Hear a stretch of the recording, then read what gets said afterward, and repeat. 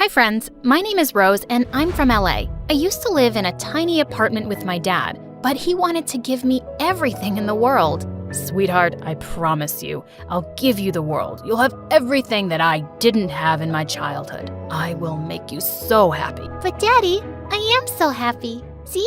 Dad fulfilled his promise and worked hard. He became one of the most successful businessmen in the country, and I couldn't be prouder. Dad loved spoiling me. He'd get me all the latest gadgets, collectible Barbies, and I even had a theme park inside our mansion. I had everything and lived the life of a princess. But there was just one thing missing: my mom. Ever since I was a little girl, I was so curious about my mom, and whenever I'd ask him about her, he'd tell me how it was her loss that she left us. On my 5th birthday, Dad threw us the most lavish party ever. He went totally overboard and had ponies and even had hot air balloons. I was having a wonderful time with my friends, but when I was in the jumping castle, a kid was being super pesky and would keep bumping into others. But when he pushed me, I pushed him back, and he ended up falling out of the jumping castle. In an instant, his mom came running and hugged him so tight. "Oh my God, my dear, are you hurt?" She then glared at me and said,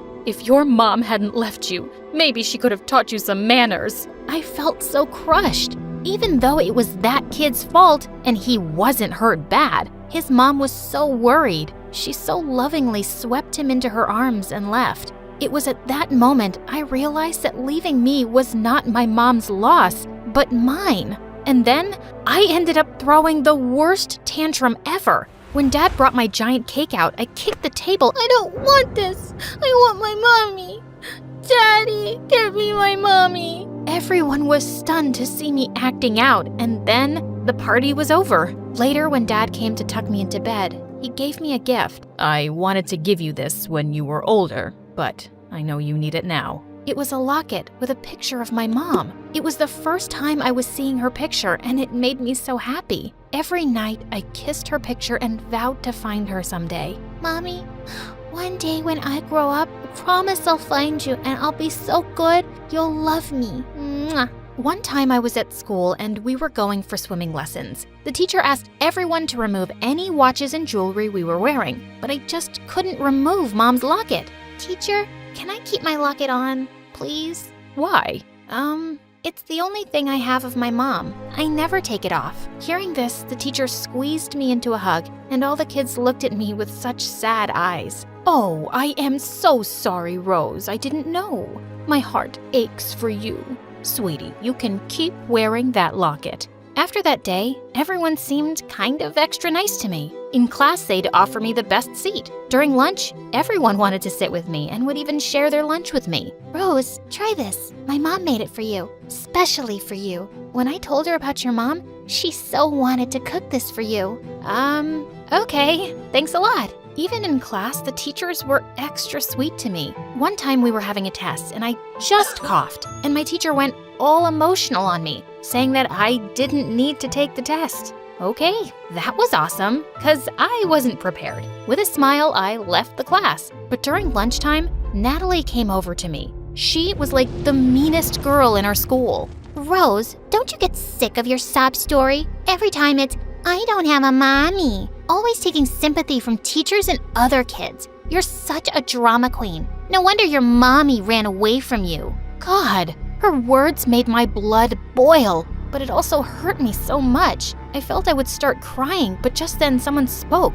It was Oscar. He was the scholarship student at our school. "Come on, Natalie. You have your entire life to be a jerk. Why not take off today? Leave her alone." Natalie just rolled her eyes and checked her nails. You know, Oscar, you and Rose, you're both pretty much alike. She uses her mommy story, and you use your "oh, I'm so poor" story so people will have pity on you. So pathetic. That did it. I never wanted anyone's sympathy or pity. Without even thinking twice, I grabbed Natalie's hair and then she did too. We both were fighting like crazy. Later, we were taken to the principal's office. I was expecting to get detention, but she only punished Natalie, and that really pissed me off. Why didn't I get punishment? I also pulled her hair. "Rose, we know you're a good student. Natalie has had many complaints against her. It's time she faces the consequences of her actions. I am going to expel her." Whoa, I knew the principal was taking pity on me. I stormed out of the office,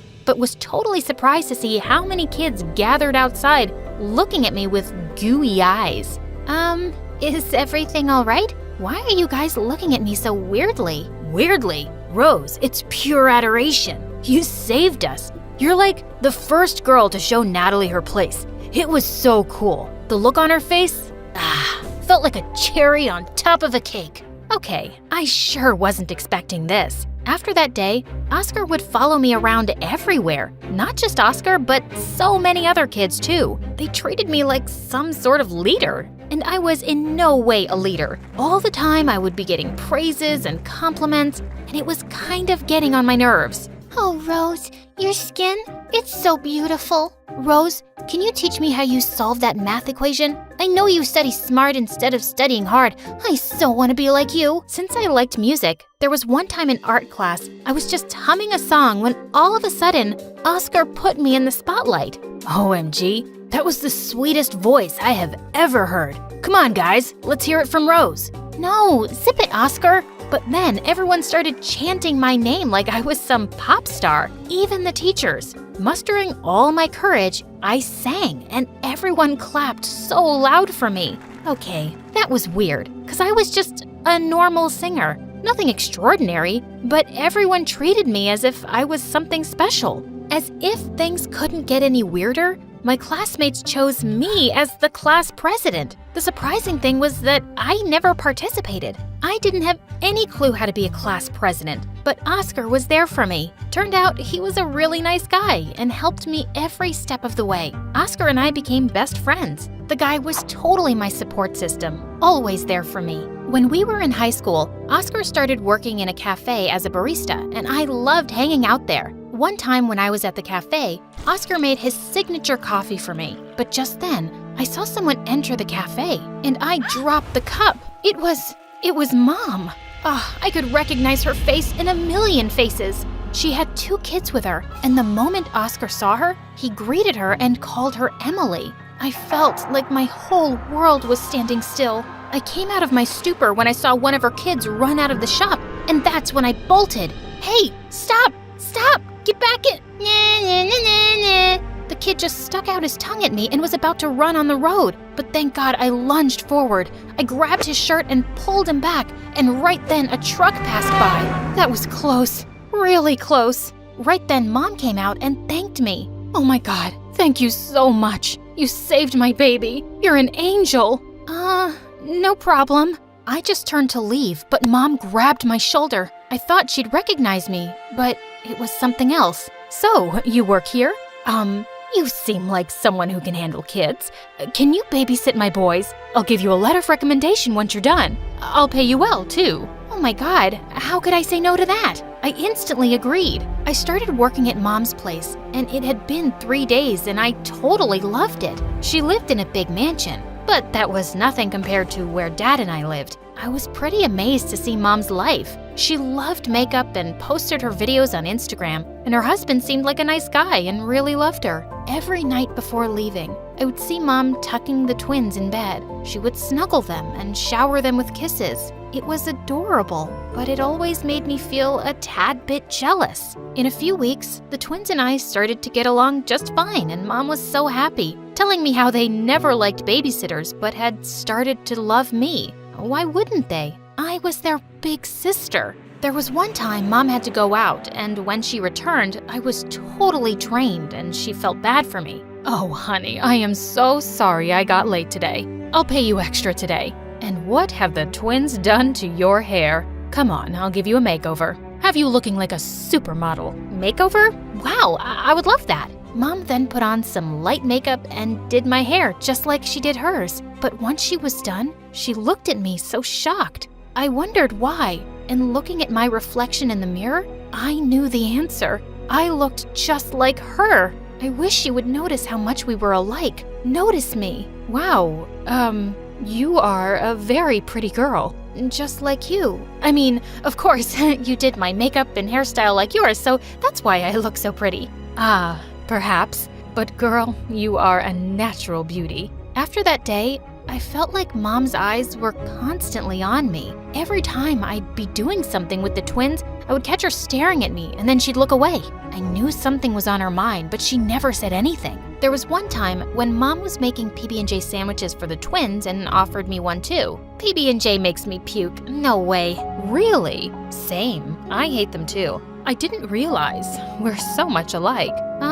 Yeah, perhaps. Mom looked at me for a few seconds and then blurted, "Rose, what's your father's name?" My heart started to beat so fast. Finally, she had realized who I was. But just as I opened my mouth, Mom's husband stepped in and kissed her, and I decided to talk to her later. But later that night, I heard noises from Mom's room. I was so worried and went upstairs, but what I heard broke my heart. Mom and her husband were arguing about Mom's first daughter, me. You're telling me this now? After all these years? You deceived me. I was so young when I had her, but now things are different. I know I made a mistake. Yes, a mistake. Mistakes are meant to be forgotten. Just forget her and focus on the now. Your family, your husband, and your boys. At that moment, I realized what I was doing. Mom was happy. She had the perfect life, the perfect family, the perfect husband, and I was ruining it, all for my own selfish reasons. I just ran out of the house, and thank God Oscar was waiting for me outside. I instantly hugged him and told him everything. I just want to leave her alone. I can't do this. I can't shatter her perfect life. But she is your mom, too. It's your right to confront her. Forget about it. Let's go home. That day when I went home, I gave Dad a tight hug. He truly was my world. I decided to get out of Mom's life and let her be, so I started to avoid her calls. She texted me and wanted me to come to her house, but I refused and messaged her how I had a new job. But a week later, something strange happened. I was in my room when I heard Mom's voice. She was calling my name, and I came running down the stairs and was so shocked to see her. Dad and I both stood stunned, and then Mom came running and swept me into her arms.